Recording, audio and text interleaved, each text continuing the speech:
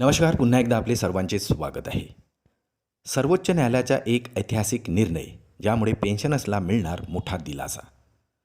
उच्च पेन्शनवर एक ऐतिहासिक निर्णय समोर येत आहे. उच्च न्यायालयाने असा निकाल दिला आहे की केवळ नियोक्त्याने कागदपत्रे सादर न केल्यामुळे वाढीव पेन्शनचे दावे नाकारू शकत नाही. तसेच प्रशासकीय चुकामुळे कर्मचाऱ्यांना त्रास होऊ नये, EPFOने दावे नाकारण्याऐवजी पगारांच्या पावत्या, भविष्य निर्वाह निधींची कागदपत्रे आणि बँक स्टेटमेंट यासारख्या माहितीच्या आधारे स्वतंत्रपणे पडताळणी केली पाहिजे, असे उच्च न्यायालयाने आपल्या निर्णयात म्हटलेले आहे. सर्वोच्च न्यायालयाने निकाल देताना काही महत्त्वाचे स्पष्टीकरणसुद्धा दिलेले आहे. केवळ विशिष्ट कागदपत्रे सादर करण्यात अयशस्वी ठरले म्हणून EPFO अर्ज नाकारू शकत नाही.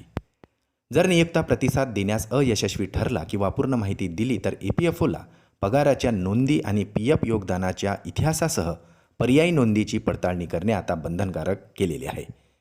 याशिवाय कर्मचाऱ्यांचे संरक्षण करणे, विशेषतः जुन्या प्रकरणामध्ये नोंदी कदाचित व्यवस्थित ठेवल्या गेल्या नसतील आणि त्यांना उच्च पेन्शनच्या लाभापासून ठेवले जाणार नाही, याची खात्रीसुद्धा करण्याचे आश्वासन न्यायालयाने दिलेले आहे.